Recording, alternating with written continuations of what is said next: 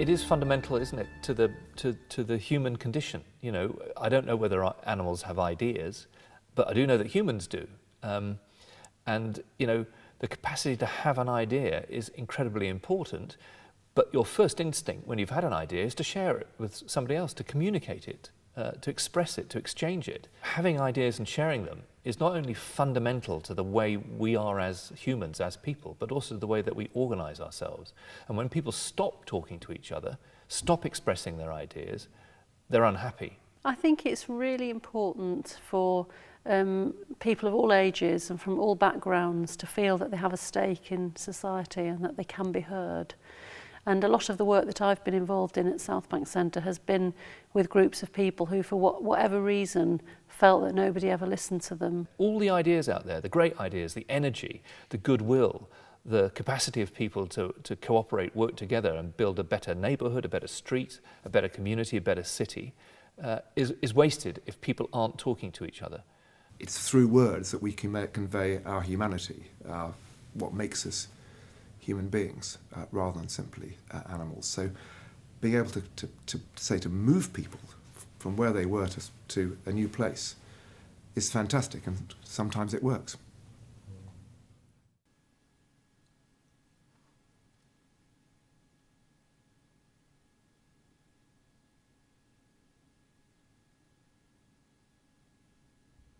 When it comes down to public speaking, there's a whole series of possible types of events that you could be reading at, and it could be reading a poem at a funeral in front of the family of somebody who's just died. But it should always be that you feel the same sense of place in all of those different places, that you had to be there, that you needed to say what it is that you wanted to say. I've always been quite a self-conscious person, especially when I was growing up, and it's always seemed quite a weird concept to me to actually want to get up in front of people and have them look at you. Like, I didn't really understand why anyone would want that to happen, but then sometimes you have certain things you want to get out, whether it's something you want to tell people or whether it's an issue you want to address, or whether you want to share your art with them or your emotions.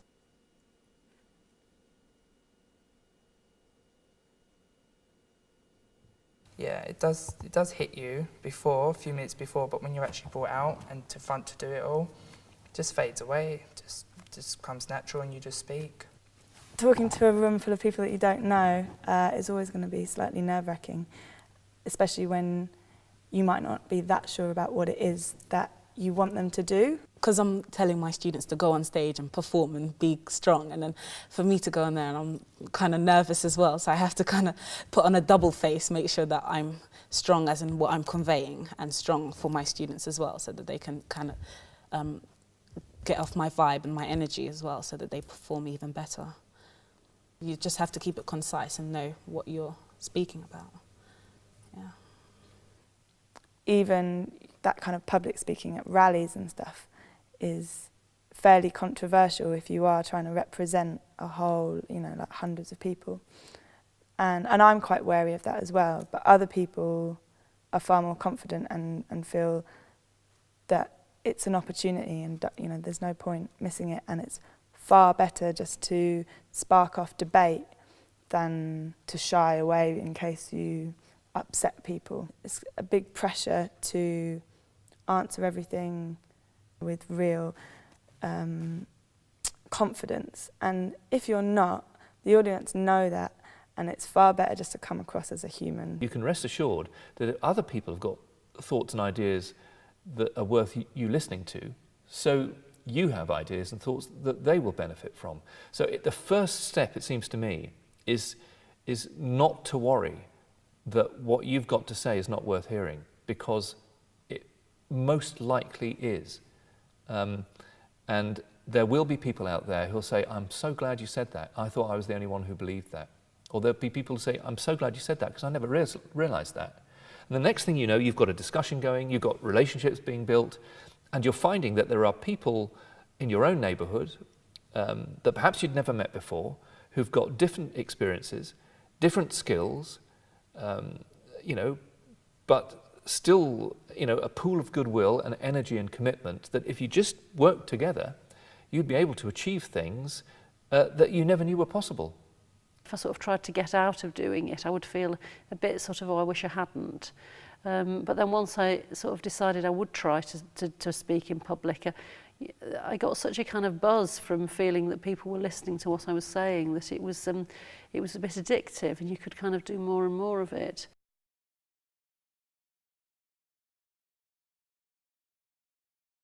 For me, the beginning of public speaking is that you believe in what you're saying. There's a lot more, which we're going to come to, but the beginning is that you must believe it. It's important just to know what you're talking about and be convinced in what you're talking about, and then you can convince others. I don't see public speaking as a trick. I see it as something that can be done by all people, but that you have to believe in what you're saying. I don't put a voice on, I don't put a fake person on, I just go out as me. I never change the sense of I put a different voice on, call myself a different name or have different beliefs. It's just Jack, it's always me, never a lie. Am I going to say anything that needs saying? Am I actually going to say anything that nobody else can say? Think it through yourself so that you're confident that what you're saying, what you're going to say, really does express your own opinions and that you really want somebody else to hear them and to understand them. Almost everybody is able to sit down in a chair and talk one-to-one with somebody.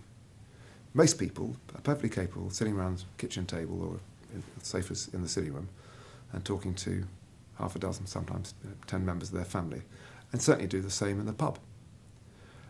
And public speaking is not that different.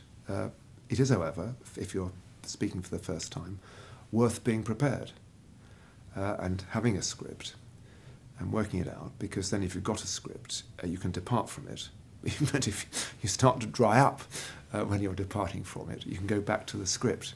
So that's actually quite an important piece of advice I'd give, and then gradually people will get into it.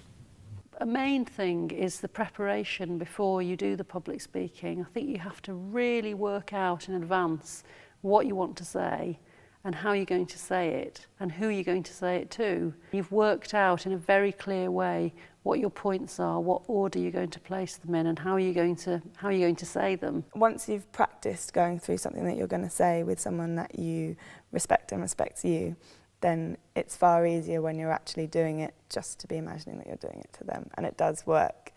Yeah, that'd be my advice. If you believe strongly in what you're saying, you know, you're going to say it anyway. Yeah, okay, you might miss one point that you really wanted to make. Maybe you'll hit on another one you hadn't thought of. But fluency, I think, and conviction is important. It was sort of just go out there, and I did.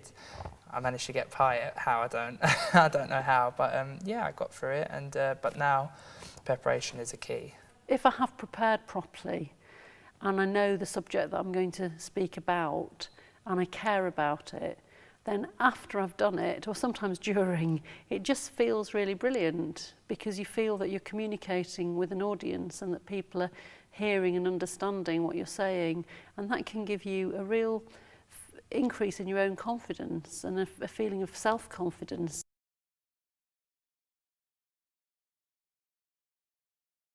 This isn't an A to B journey. You don't get on stage to public speak so that you can get off and say, I've done it.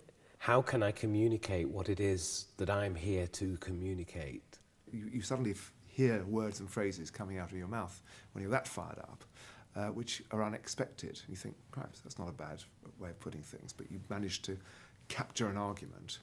And also, by doing so, you managed to gain the attention in an emotional as well as intellectual way of what the people in the audience are thinking and feeling. You could have just said one thing, a statement, a paragraph that could have just, you know, really touched them, that they could have learnt something from there and it evoked something greater in them for them to take on what you said. I prefer it when you can see the audience, because I kind of feed off of their reactions, so you can kind of tell if people are into it, and then it kind of helps you, you know, deliver more. If you can make people speak as well as you speaking in a speech and get people involved, that's a great skill, you know, that's really good, because that's something really hard. Definitely. You know, the great trick a performer does, and it's the greatest and most beautiful thing when it happens, and it happens through concentrating on what it is that you're doing and doing it to the best of your ability, is making the space between the audience and the performer disappear. So there's neither audience nor performer, but the experience of something. Once you've delivered whatever it is you're saying, it's as much theirs as it is yours, and they can go away and take whatever they want from it. But as long as people are kind of thinking about it, that's all you can kind of ask for.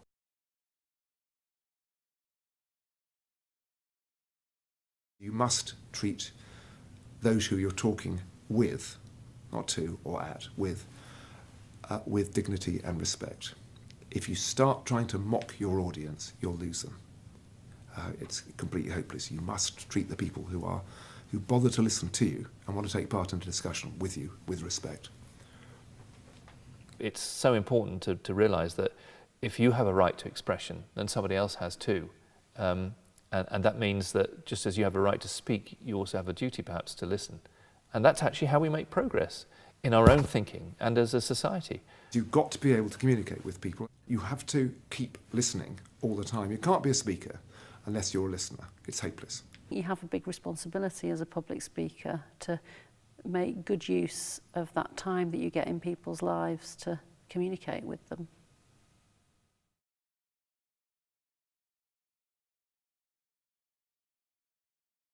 If it doesn't go perfectly, it's not really the end of the world. It's just another little bit of experience to add, you know, to the collection, and then you grow from each one. You're constantly improving as you go along. You learn from your mistakes, you learn from what you've done better, and you just take little bits, and so every time you do a speech you think, oh well, that worked, that didn't, so I'll do this and maybe improve on that.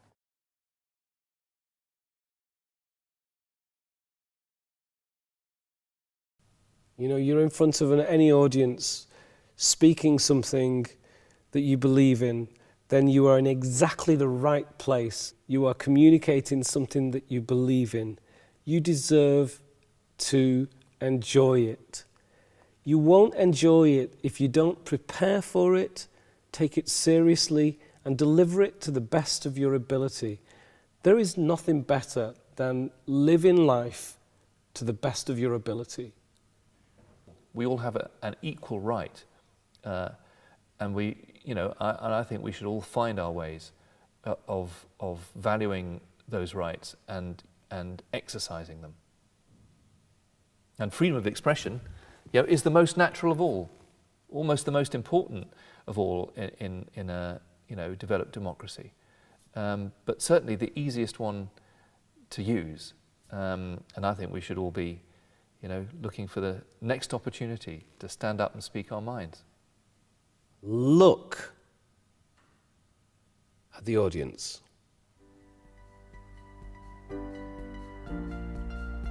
And then begin.